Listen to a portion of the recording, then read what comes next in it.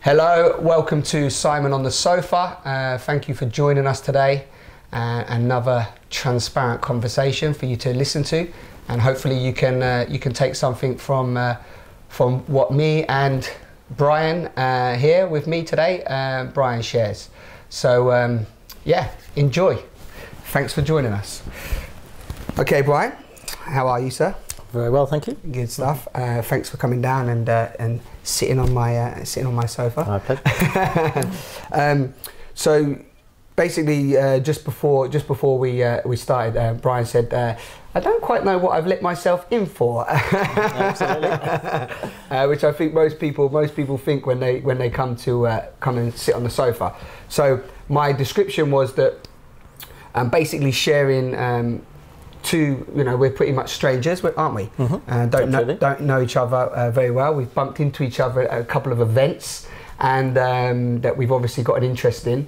And I was drawn to Brian because he mentioned somebody that he's been sort of researching and reading, which is Eckhart Tolle, which is The Power of Now, which a lot of you probably know. And I really loved the comment that he made at one of the talks that we went to at the 21st century. Yeah, 21st century network, isn't it? That's right. And it was pretty much, there was a lot of talk going on, and I think we were both there sort of seeing what action is going to come from talks, wasn't it? And I really liked your comment. So anyway, after that, I then said, will you come and join me on the sofa? We then bumped into each other at a book launch, which is an interesting book launch of a samurai, wasn't it? That's right. And he's talking to Anna, my partner, and I go, "That's Brian." And I thought, there's Simon. So we talk again, and so basically, this talk is about us talking openly about where we're at the moment, because we're both on our individual journeys, and hopefully from whatever we share from our paths, that deep open communication can happen. It's able for you to do quite freely, and you can see it happen here today with me and Brian. So that's a sort of nutshell for you. So one of the things that really what I liked when we were talking last time at the book launch, for example, is we was talking. I know that you are a Christian, yeah, and you could say a practicing Christian, That's yeah. right. And one of the things you mentioned to me was also about seeking. Really, we were talking about seeking, if you remember, and I said to you that I've been exploring unconditional love and exploring love, as a feeling, as an energy. And one of the things you said to me was that you'd been definitely, I think you're quite knowledgeable in what I'm picking up in what you're researching. And you was quoting a Buddhist book to me, I think, at the time. Oh, that's right. Yeah. It was the Tibetan Book of Living and Dying. Tibetan Book of Living and Dying, exactly. So, in relation to, if we just sort of start on in relation to the love and what you've sort of been coming up against in relation to Christianity as well, because they talk of unconditional love, correct? And the love of God, and then also the love of everything and everyone. And how do you feel that shows up in relation to who you are as a Christian, practicing Christian, and also in life in general, what we're seeing in our connection with humanity? Goodness, that's a very big yeah, broad, very exactly. Broad. I guess I come from the point of view that I think there are only two things that are worthwhile in life, and I think there are only two reasons why we're here on the planet. And I think the first one is love. So that's discovering love of ourselves, love of others, love of the world, and love of whatever God is. So love is the first one. And then the second reason I think we're here is to explore. And exploration is very different for everybody. For some it might be a physical exploration.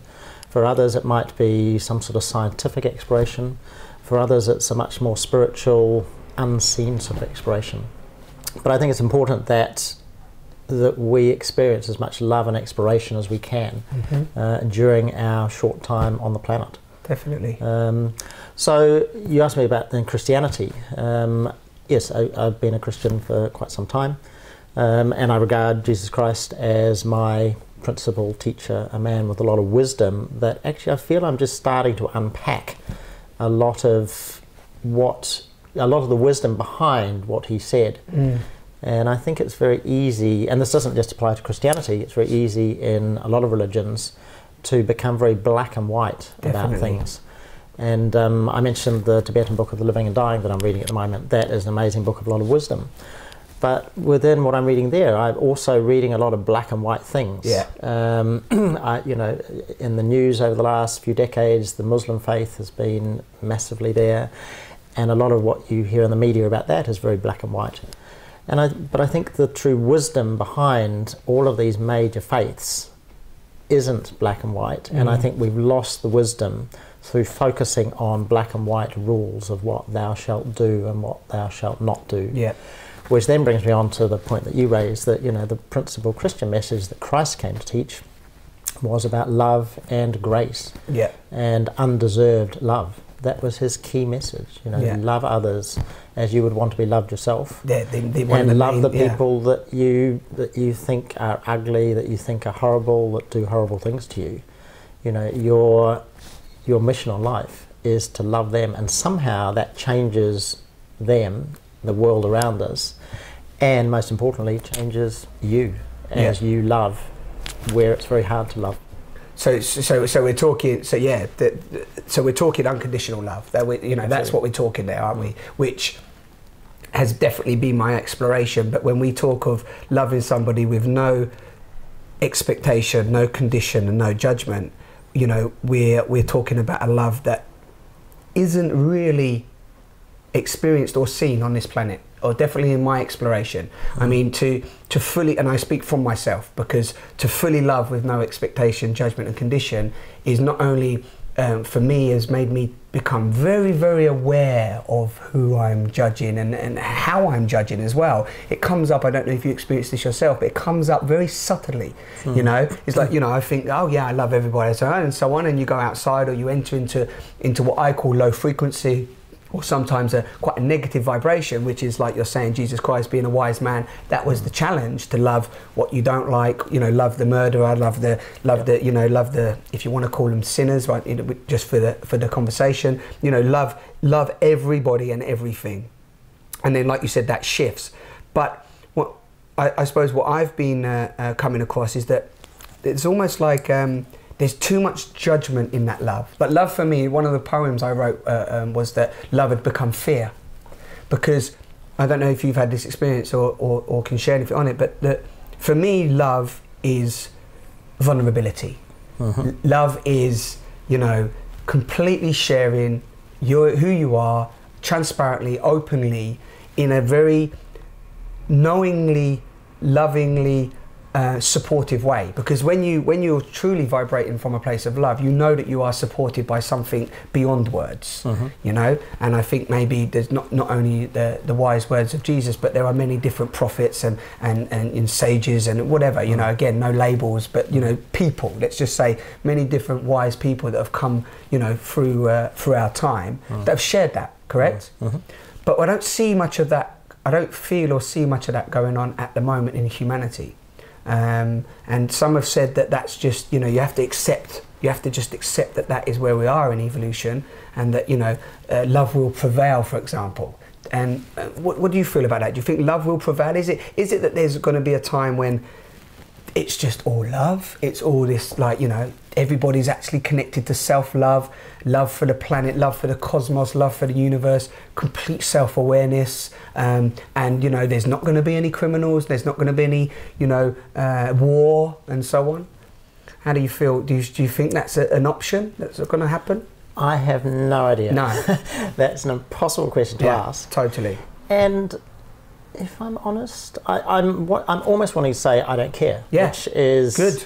And the only reason I say that is because the only thing I can do is take responsibility for myself.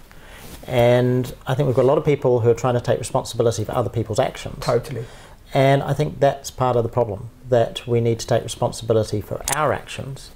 And we just get continually frustrated and wound up if we try to take responsibility for others. Definitely.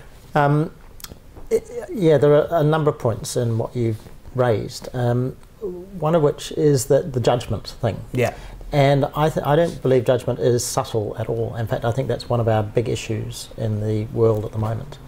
Because judgments are everywhere you look. They're within families, they're within media, newspapers, TV is all about judgments. Make a judgment, you know, whether you hate that person or love that person, whether you know, competition. It's terrible. Yes, you've got to make a judgment. Newspapers are all about making judgments. Definitely. And over the last year, I've taken a little sort of vow of not reading newspapers. And I used to sit on the tube in London and pick up the free newspapers and read them for an hour and a half a day.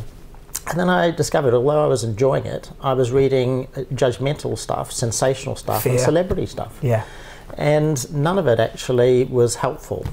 And it was like eating candy floss. It tastes good at the time, but the moment you've eaten it, it's you know that you shouldn't have eaten it. Exactly. So and you feel sick. Exactly. So I've stopped. You know, I very rarely watch TV. I try never to watch TV, and hey, in the time that I save, then I'm able to read a good book or just sit and watch the surroundings go by or meditate or whatever. You know, so that's a much better use of time. The average person in America or over here in Britain spends over 4 hours a day watching television. 4 hours. 4 hours. It's a lot of time to spend. So I don't watch television myself, and I can imagine I could even fit 4 hours more into my day. I know. And I'm like you. I read newspapers. I don't watch television. So in all of that 4 hours, plus the newspapers and the radio and all the rest of it, you're just absorbing one judgment after another. So no wonder people come out and spend all their lives judging others. Because it's just indoctrinated. Exactly. It is. Exactly. Indoctrinated. Another point I want to make, you mentioned Eckhart Tolle. Yes. You know, and I think a couple of themes run through his books that I find quite amazing. One is consciousness. And he talks a lot, particularly in The Power of Now, about levels of consciousness and becoming more conscious as a person about yourself and your surroundings and people around you. So I think there are people, and our aim is to become more conscious, and I think there are people around who are more conscious and more aware of things and people who are less.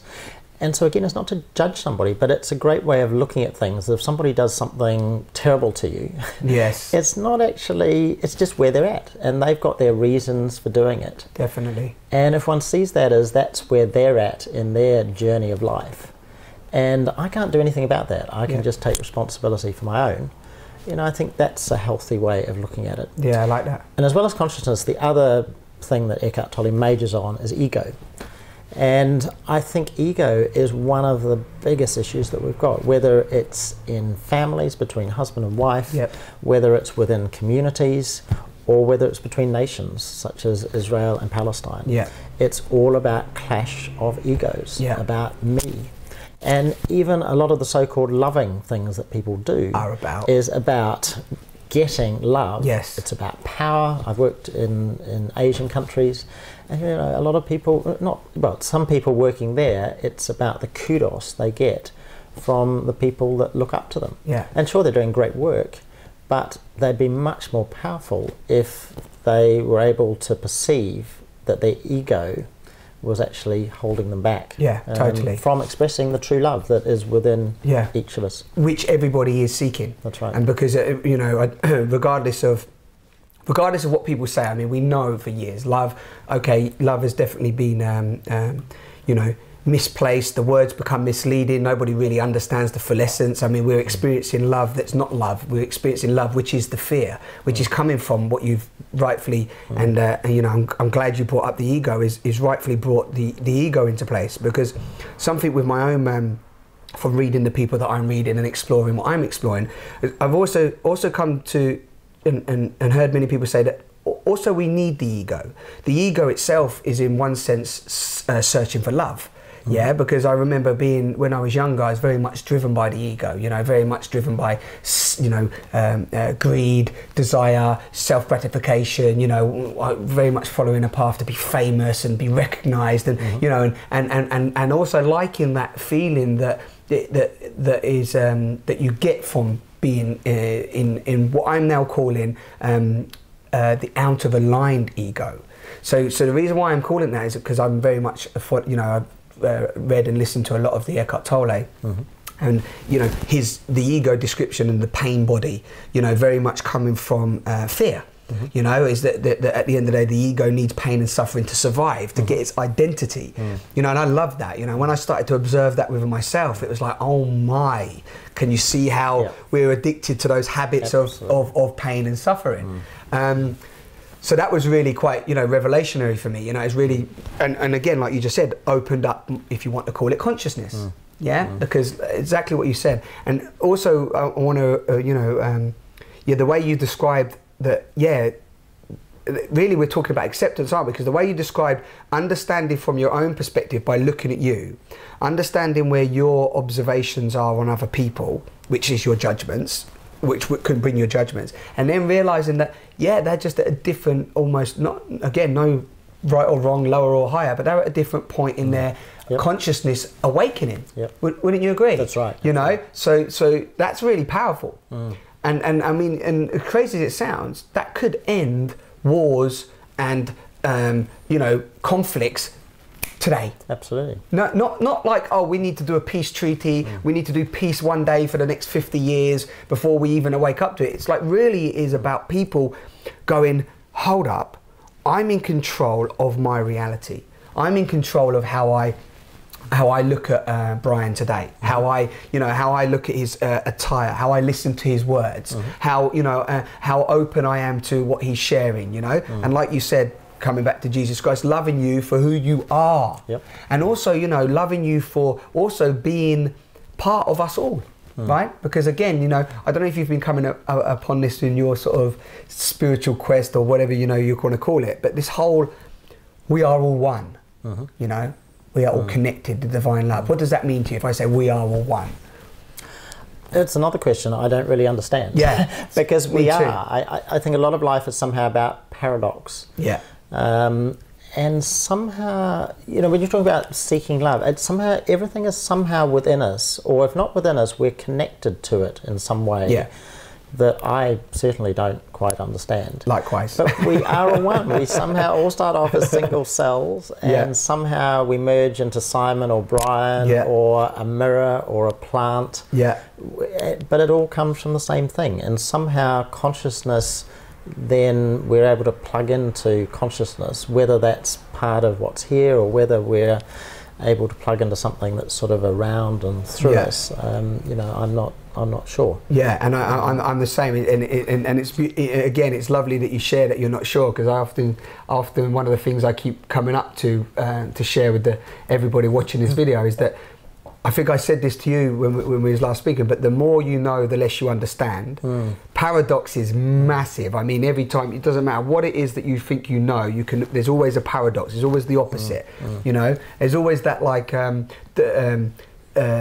know, let go to receive. You know, give to gain. You know, again, the Dao De Jing really brings that, you know, was where I first, you know, heard the more you know, the less you understand. And when that sort of sunk in, I was like, how true is that? Because it's constant, isn't it? It's like an infinite journey of unfolding and you know, and unraveling and so on. And somehow as you let go, somehow more of that unfolds and happens. Yes. And letting go, you know, another word for that, back to the Christian sort of speak, is forgiveness. You know, we're back to acceptance, and that was acceptance, forgiveness. You know, that's the only condition in the Lord's Prayer. You know, God forgives us as we forgive others, or, you know, God forgives us as we let go of stuff that we have about other people. And somehow through that letting go, our hearts are softened and things happen. You receive the universe. The universe helps you. You get supported. Your conversations and your interactions with other human beings is amazing. From the person in the shop to, you know, whoever it is, somebody on the bus. You get smiles back and forth. You know, you see a twinkle in people's eyes. You know, I can see it in yours today. You know, but you see what I mean. You just you have that. And also, do you also feel when you're in that space that you feel you know somebody much more because you know yourself more, because you're being open to who you are and the experience you're having. Do you ever feel that? Like, you know, you said about sort of taking responsibility and just the only person you can really know is you. But as you sort of know you more, it's sort of the reverse paradox again. You sort of seem to know a bit more of what people are experiencing, maybe how they're feeling, or, you know what I mean? Some might call that psychic ability, but Do you know that? Do you ever feel that? Yeah, I mean, I do think life is a journey. Life is a journey, not a destination. Yeah. And who knows? Well, the destination ultimately is that we leave this earth. We have 80 or 90 years, or if we're lucky, yeah. And then we go somewhere else. Who knows what? Nobody exactly knows where. Yeah. So somehow what we do while we're here is important. And I mean, I also think, I guess we're majoring on the spiritual, which is what this is about. No, not necessarily. But I think also, it's important to have a balanced life. So for me, the balance is physical, emotional, intellectual, and spiritual. Yeah. And getting, developing those 4 components in ourselves is incredibly important. Say those again. So it's physical, emotional, intellectual, and spiritual. As the four things within ourselves that we work on. Yeah. And for me personally, I find the times that I feel I leap forward in my journey is actually with the help of a wise person who might be around at the time. That one might either call a minister, one might call a mentor, one might call a therapist, one might call a shrink. But it's someone who's actually got some degree of wisdom, and usually some training, but not always, but they've certainly got wisdom.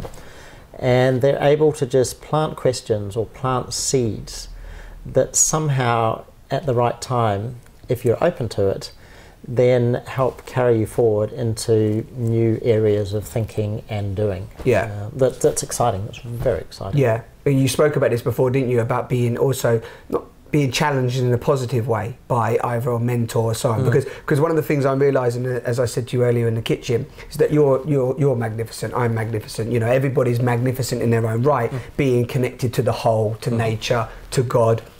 Because again, God, we can talk, English people seem to be scared of the word God. I mean, God's become quite scary, and obviously but it's very much, it's very much about getting stimulation from others, but also understanding that, because we spoke about labels, it's not even, and I know you're just using an example, but a shrink, a minister and so on, but it's, again, these people have just had experiences. They've just had life experience like everybody else. Because you can get actually wisdom, you can get wisdom from a baby. You can get pick wisdom up by doing what you said and just actually sitting down and not reading newspapers, but actually maybe observing nature, observing the world. Actually, just observing people watching, reading newspapers could give you wisdom, couldn't it? Absolutely. So you can actually pick wisdom up anywhere if we're open to it again. But I think somehow we need the challenge of something that's active and interactive.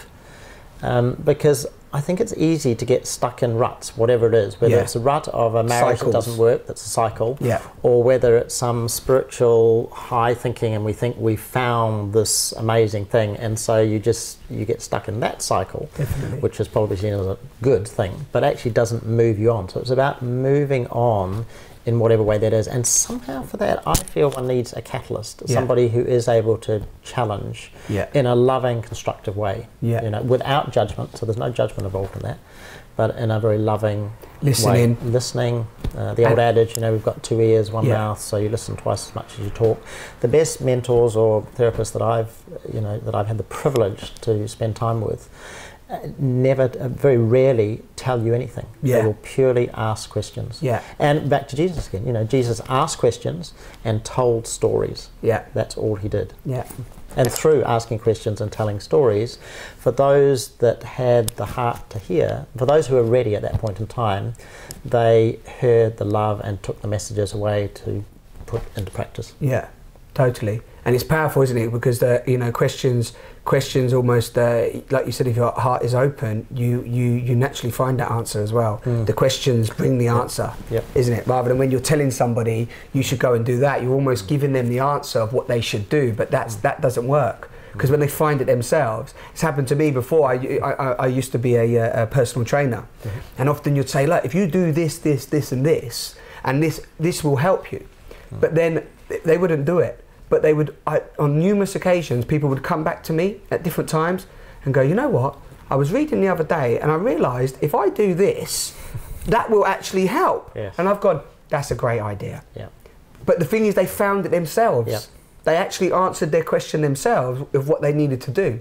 So that's really the questioning, Exactly. transparently questioning and being open to questioning is really... Somehow people have to discover it for themselves. Yeah. It's like the old chicken and the egg. You know, apparently, I've never actually watched a little chicken hatch. No, but I apparently, haven't. you know, a chicken hammers away at the eggshell. Yeah. And tries to get out. Well, if you as a kind person think, oh, poor little chicken, it's struggling there, I'm going to help it. So you do a little tap and knock the eggshell open and it comes out. Well, apparently the chicken dies. It needs that process of banging against the shell to build up its muscles to get out, to then be able to be strong enough to survive in the open world. So, and I think that's the same for us. We need those challenges and things to bang against. That's it. In order to actually survive and to grow ourselves. That's it. That's just finished every talk on the sofa. You have to, isn't it though, really? Because again, it's just sharing that, but sharing that with people, because often the struggle, the fight, everybody thinks that's not it. They don't think that's the, you know, you just said the journey is the destination. They think, oh, this is rubbish, life is crap, I keep hitting, banging and so on, and you know, I haven't got anything, the relationships are not great, you know, whereas even a dysfunctional relationship or a struggling time is growth. Absolutely. It's growth as long as one finds, if it's a struggling relationship, as long as we don't end up stuck in a rut. And that's where I'm back again to having a catalyst of somebody, whoever it is, who's got some wisdom. Yeah. And may not be a close friend or a close relative, maybe somebody who can look in from the outside and just ask questions. Yeah. Is critical, because most of us are just stuck in endless ruts. And I, for one, I feel blinkered most of the time. Yeah. And I'm very grateful when I have somebody who can ask a pointed question to help me to move on out of the ruts that I'm in. Yeah. And then, okay, good question for you. What ruts are you finding yourself in on this journey at the moment in relation to, you know, your own unfolding? Because you mentioned earlier to me about you wouldn't, with your belief of your shifting in vision, should we say, or belief, if you want to use the word belief, or Christianity at the moment, that's really taken you down a path where some might not even think that you are a Christian now, which we spoke about labels again, but... Yeah, and I'm very comfortable with that. Again, I can only take responsibility for myself. And I, you know, try to read books that I feel that I've come across that I feel will be helpful. Talk to people, spend time with people that I think have a similarly exploring and inquisitive mind. Because that's another thing, you know, we surround ourselves. We're influenced not only by media and the people out there, but we're influenced by the people that we drink with down at the pub, or have a coffee with during the day. Yeah. And if all of those conversations about celebrity gossip or what's in the shops and the bargains and all the rest of it, well, you know, that's where our mind goes as well. So, you know, having a mix of people, some of which are interested in exploring what life's about, I think, you know, that's very important. That really helps. And what views changed for you in relation? Because again, you can even look at religion like that, can't we? We can look at religion in the fact that religion again is just a set of beliefs of set, you know, people. For example, I was sharing that story that a friend of mine recently, she doesn't want to put any confinements or, you know, restrictions on her child. She wants to let her child grow up and, you know, be open to, you know, exploring what she, you know, chooses as she evolves. Now, very much, I don't know about yourself, but very much when, you know, normally a mum and dad's like, let's get them, you know, baptised, christened, then baptised, then let's get them into this religion because that's our religion, for example. And what happened is she didn't do that, but her child wanted to go up and get the you know, the, what's it called when you go and get the bread and the bread and the water, communion. So she wanted to get involved with the other children going up and doing that. She gets to there, and this was quite a very brave step for my friend's daughter, because she's quite, you know, quite introverted and quite shy. And she was really quite happy that, you know, she's taken this step, and she's like, oh, you want to go up with it? Yeah, okay, let's do that. Got there, and the priest asked if her daughter was baptised, and she said, no, she's not yet. No, you know, she's just developing into what, you know, what path we're going to take her down. And he said, sorry, you can't have the bread and wine. So that, you know, that not only did that create resistance, it created separation, it didn't create openness, it created conflict, you know, and also it made her then think, well, wait there, I don't want to be the one that tells my daughter what to do. She's opening up to her, I've brought her to church, she's opening up to wanting to go up there, so then she should be allowed to take part in this process, because again, it's the rules, regulations and labelling. And you know, what would you say of being a Christian as well? What would you say about that? It's like, it's almost like, where's the unconditional love in that? Well, I would, yes, I agree with you, but I also see a paradox. Great. Because I think life is about learning, and about there are processes and things are appropriate at certain times. And I hear totally what you're saying about the exclusion and so on. But then if I was the church, I might say, well, you know, it's appropriate that this child learns what the meaning is behind the symbolic act. Yeah. And that's very important. So it's not appropriate for the child to do that unless they learn that. Now, I don't know which is right. I don't have an answer. No, for and in sure. fact, I go to I'm part of a Baptist community in New Zealand. And, you know, I was actually giving out communion one day myself. And I grew up in sort of the Protestant movement, where, exactly as you've just described, where, you know, you've got to have done the classes and done all the things to receive the bread and wine. And I gave out communion to everybody, but missed a little kid. And actually the mother brought the kid up to the front deliberately, and I was to receive it. And I felt really uncomfortable. And that was interesting for me to experience that, because again, there's no right and wrong to that. It was just me. I can take responsibility for myself. I felt uncomfortable, and that caused me to think for next year about the rights or wrong. And at the end of the day, actually, it isn't important. You know, exactly. I think Jesus talks about, back to Jesus again, that is what's in our hearts that's important. You know, should you eat meat that's been dedicated to idols? And Jesus said, it doesn't matter one bit. If you think it's important and you're honouring to the wider community and God by not eating the meat, great. If you say it doesn't matter and you eat it, then that's great as well. So I think a lot of these issues, we wrestle with them, you know, and think they're very important, but in fact, not. In the grand scheme of things, they're not. Yeah. Yeah. So, and the other thing I just want to make was about, I think within a lot of the religions, we institutionalize things. Yeah. You know, we start off talking about black and white sort of things. Like so we turn Jesus' words of wisdom or Buddha's words of wisdom into black and white rules of what thou shalt do or what thou shalt not do. And therefore we miss what these great teachers were talking about. And I think, I hope I don't get blasted by people who attend churches, but I think... You might do. Check carefully. No, I'm joking. Education. Through our secular education system, we move from kindergarten to primary school to secondary school to university. Yeah. And at kindergarten level and primary school, you learn that 1 + 1 = 2. So if you ever put 1 + 1 = 3, that is wrong, okay, and you don't pass that test. By the time you get to university, you actually learn that 1 + 1 can sometimes equal 3, and that's synergy.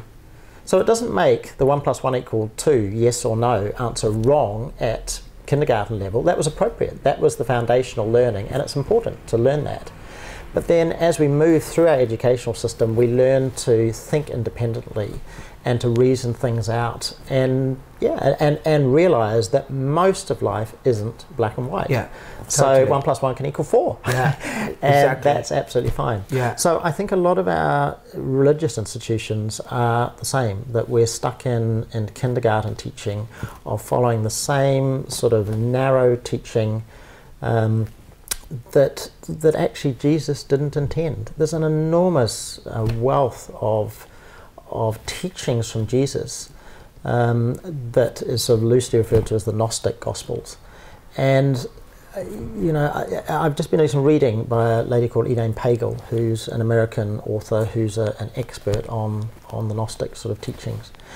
And it appalls me of what was excluded from the Bible, how the Bible got to be written. And, you know, there's amazing wisdom in the Bible, but what appalls me is what got left out of the Bible and the reasons for it. And it seems to me the reasons are largely down to control, down to power, down to violence.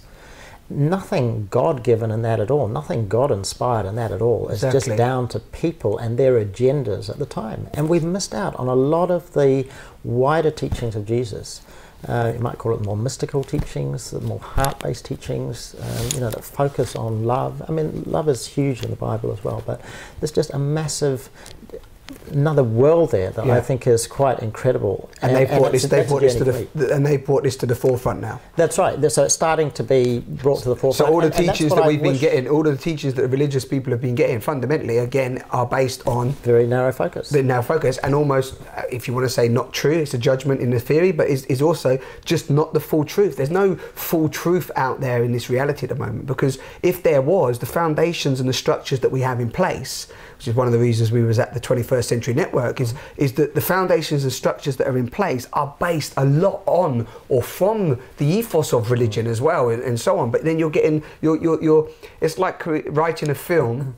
It's like writing a film about your life with a chunk in the middle missing that your parents didn't tell us. You know, from like, you know, age 10 to 30, it's just taken out.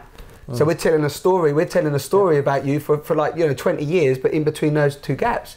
So but then our whole, this shifts everything, because this shifts our whole reality, how so many people live. Because really, it really actually creates turmoil, doesn't it? It creates upheaval. Well, we need to encourage people to ask more questions. So that's my big, that's why I think a lot of the established religious institutions are limited, because they might say they welcome questions, but the minute you ask one, they've got the pat answer down. Yeah, okay, 1 minute, so, let me go to the book. Yeah, you need that answer. And I'm privileged with my Baptist community in New Zealand that isn't like that. You ask a question and you have people with a wide range of views that are keen and eager to explore issues, you know, in a loving and really authentic sort of way. And that's what our churches and our religious institutions need to become more like. They need to become places where people can really explore for themselves who they are, what reality is, how they want to be in life, and so on. It brings me back to the you know, my friend's child, and I know what you said from a different perspective and having that side, but the key thing is that, you know, and there's a part, I mean, it says, yeah, she does need to know what she's actually going up there to, you know, to eat the bread and wine. But by her going up there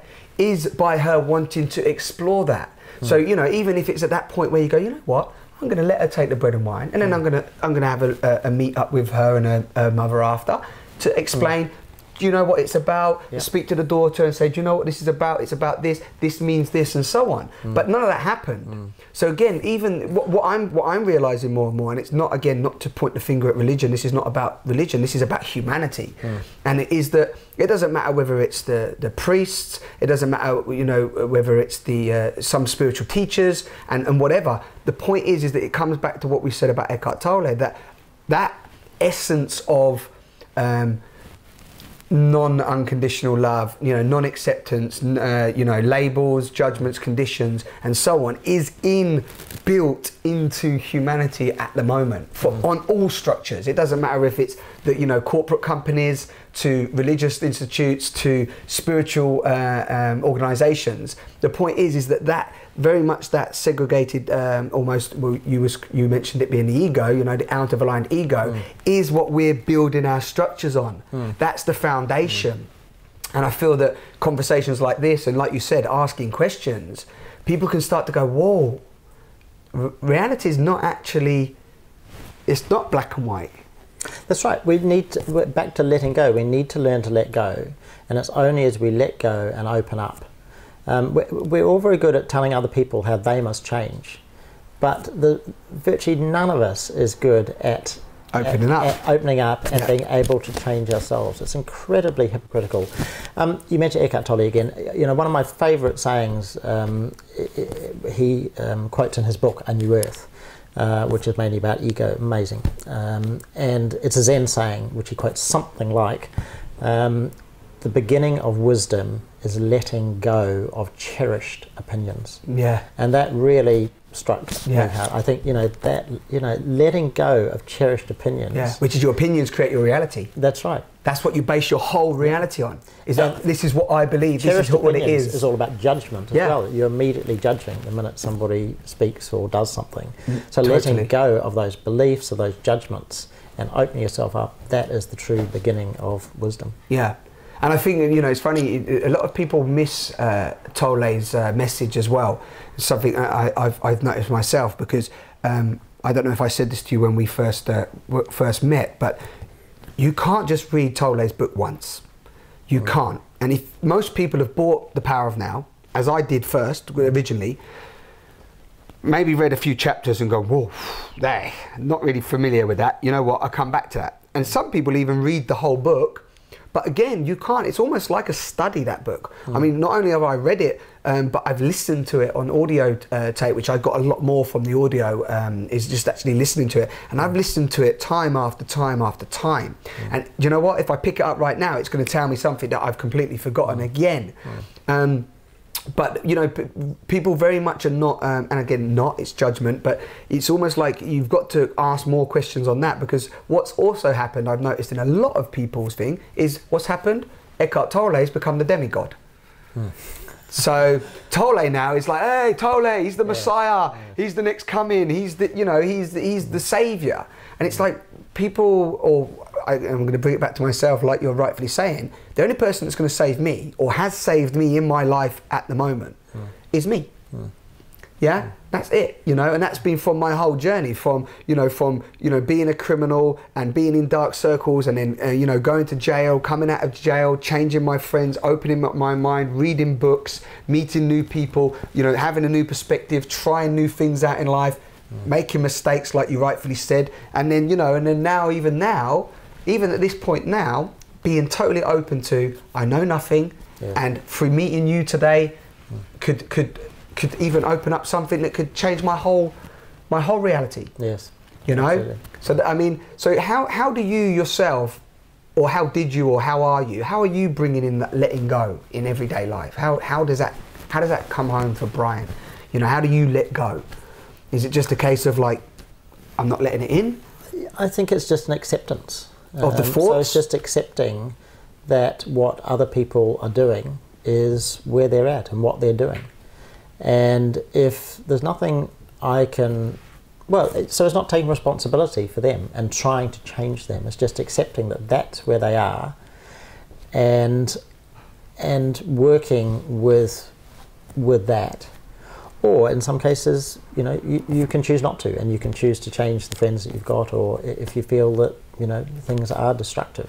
It's not working. Yeah. But like in your mind, for example, do you, like, you get onto the bus and someone budges you to get on because they're in a rush to get somewhere. They tread on your toe. You've just polished your new shoes and they look lovely. And at that point, you know full well that the acceptance is going to come in. At that point, the pain and suffering's there, because it's inbuilt within everybody at the moment. The thoughts come up, how rude, for example, or, you know, how inconsiderate. That comes up. So at that point, are you consciously aware that that's coming up, and you go, do you say to yourself, because I know what I do, I'm going to share with you, but do you say to yourself, acceptance, let it go, let it go? Do you have a trigger? Is it? Well, it's going to be very egotistical if I say, yes, I do, I let it go all the time. No, I know you don't all the time, nobody does. I don't know, I'm lucky to have a character which I think is partly naturally that. Now, if I feel somebody, so the difference for me is if somebody's deliberately done something and been malicious. But in most cases, that isn't the case. So if somebody brushed against you or stood on your foot, they're unlikely to have done it deliberately. And if they haven't, then there is no point in being angry. It's just a simple accident. And in another 5 minutes, you'll have trodden on somebody's foot as you're struggling to get out of the tube yourself. And you'll be doing exactly the same thing that somebody's just done to you. So I think the dividing line for me is intent. And so what if it was intentions then? What if the guy trod on your foot because he didn't like your scarf, and he wants to tread on your foot, and then what? But you, again, if we go by, not even by Jesus, but even what we're saying today, that's the point, that bad, it's dark, somebody's done something, it malicious, the acceptance has to be there, because if it's not, that's what creating the wars. So I guess there are several responses, aren't there? I mean, one is you can get really angry about it and wreck your day. And well, you take it out, you take it yourself, and you go home and you're rude to people, maybe somewhere else. And that's counterproductive. So no, I don't take that on board. I have on the odd occasion, and I probably should do this more often, is actually, and I'm thinking of one instance in particular where somebody shoved me on a pavement and made a really rude comment. Actually, it's happened to me twice, I can think of.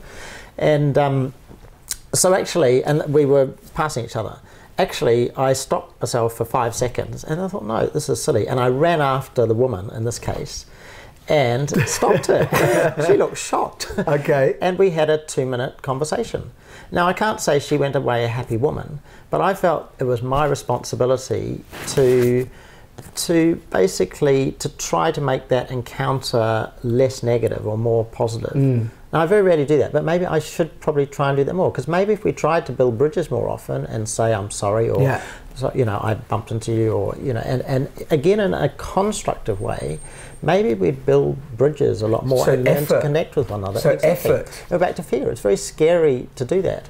And I can do that with a lady, but if it had been a big beefy burly guy that done it, you might have felt me. I probably might not. Yeah. So there's a part journey for me. Yeah, but it's the confrontation, isn't it? Because people take confrontation or communication as not only scary but attacking. So the skill for someone like me in that situation is how to constructively face up to that without it being a confrontation. And there's huge skill on that, but we all need to practice. And when we don't, we end up with marriage breakdowns, and we end up with Israel versus Palestine because we're not prepared to actually stand side by side and talk to one another and understand one another and understand the other person having a bad day, or they do something accidentally, or, you know, it's usually we make up stories. That's the other thing. You know, we make up stories about what somebody else has done or what they've said and what their agenda is.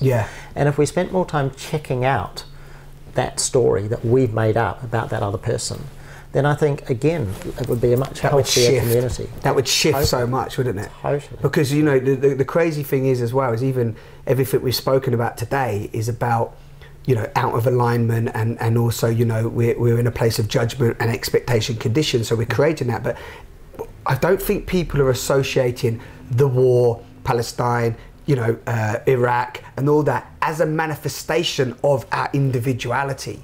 People don't look at it like that. But I'm very much open to the idea that, like you just said, whether it be the woman on the bus and you've had to go up and talk to her, or the burly man or someone, people are not realising that their little actions within the hub of their reality, my reality, your reality, our reality, you know, is what's basically manifesting on a larger scale and communicating to us as, you know, you don't need to read it in the newspaper. Open your eyes. Look at the interaction down the shop, or in the interaction with your parents or with your family or the loved ones. That's where it is, and notice. And if you notice the imbalances there, hello Iraq. Hello Palestine. Hello, you know, however many, I don't know how, is there like 24 wars going on right now at the moment on this planet? And that's without even, you know, anything else and that's the main focus. I think sometimes the hard thing for me is that there's a beautiful world out there. It's magnificent, isn't it? I know you're just off to you know, to experience some, and you're from New Zealand, a beautiful part of the planet. There's a beautiful world out there. There's love out there, you know? Whether it be the Dalai Lama, Jesus Christ, or any other prophet, you know, that, you know, Kahil Gibran, or anybody that's shared with us, that, you know, we can share. Normal people can feel this. It doesn't. We're caught in our little dramas, as you rightfully said earlier, our little stories, but that's not actually what's going on this planet, is it? You know. Well, the other thing that excites me too, aside from sort of the spiritual angles that we've talked about, there's an amazing opening in the quantum physics sort of world. And I read about a year ago an amazing book by a lady who wrote, the book is called Punk Science, Inside the Mind of God. Punk Science. Punk Science. And it's by a lady called, I can never quite get her name right, but it's Dr. Manjit Samantha Loughton, I think is the word. Pretty good, pretty good. And she is an amazing author. She's a GP by background, so she's got a sort of medical, trained, logical sort of mind.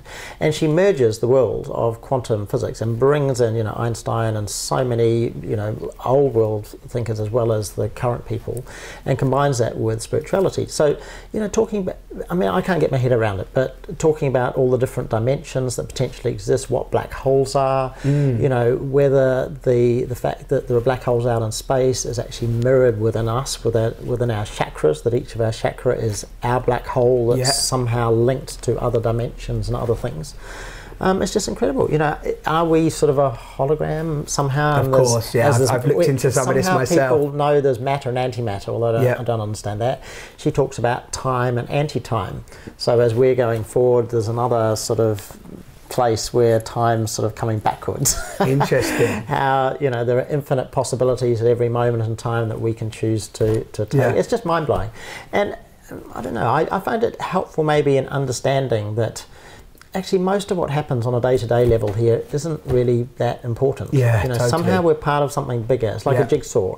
So you're a little piece of the jigsaw and I'm a little piece of the jigsaw, and we're lying flat on the table, so we can't see anything other than our little piece and maybe the edge of pieces around us. Totally. But we somehow have no ability to get up and actually see what the whole picture is that somehow we're a part of. So I guess maybe from that I take that, you know, it's exciting. Yeah, it is exciting. It's exciting to be here and part of something, and somehow I'm back to, you know, the importance of being here is love and exploration. Yes. How that makes a difference and why that's important, I don't know, but it somehow does. Yeah. And we're called on to, you know, find those elements, you know, for ourselves in our own particular ways. And live in the infinite possibility. Live in the unknown. You know, it's really that's a beautiful place to bring to a close as well, because you've sort of gone full circle. I know we've sort of been here, you know, been around, but you've gone full circle, which is bringing it back to love and exploration, which I think is a really good topic for today's talk. So I just wanted to. There was so much there that you just threw at me at the end, and but you know what it does is I think it's humbling when you open that, because you know you're talking quantum physics, you're talking you know, infinite possibilities, and you know it really is, like you said, being a part of the whole. I mean, even Bruce Lipton talks about it in relation to his biology of belief, and being that we're one cell, and that cell is made up of trillion cells, and these trillion cells are made up with the billions of cells that are us as humans, and those billion cells are making up the planet, and so on, and it goes vast. And you know, coming back to what Brian's mentioned about just acceptance, you know, letting go and being connected to you know, to something much bigger than we often get lost in. Yeah, would you agree? Absolutely. You know. So thank you so much. My pleasure. My pleasure. Really appreciate. I know you're shooting back to New Zealand. New Zealand, that's right. When's that? Is that next week? That's yep, in a few days. And how long have you been in London this time? Well, I live primarily here, but I spend time back in New Zealand. Okay, so perfect. It's a little bit of both. Okay, so we'll get to see you again, hopefully. Absolutely. Okay, absolutely. Great. So. Okay, well, thank you so much for sharing. My pleasure. And have a great time back home. Thank you. Thank you. So, guys, thank you very much for joining us. And I hope again that these conversations can really do what they do for me, which is just open my mind to the idea that, you know, we are here on this amazing planet, revolving around space in a galaxy. You know, we've got quantum physics, science, we've got the Mayans, we've got 2012, we've got love, we've got religion, we've got all this magnificent, you know, infinite possibilities of what we can do with our day-to-day lives, and it's magical. You know, as Brian said, it's exciting. So, you know, if you've got, you know, watching this video today and you might not think that you're feeling that exciting, or you're not feeling in that magic, then take a different look, you know. Go and listen to one of the authors that we've mentioned today. Go and read a new book. Go and meet some new people, but it's out there, you know. There's content out there that can really open your mind to new possibilities. So thank you so much for joining us. And I hope you can join us again soon. Take care.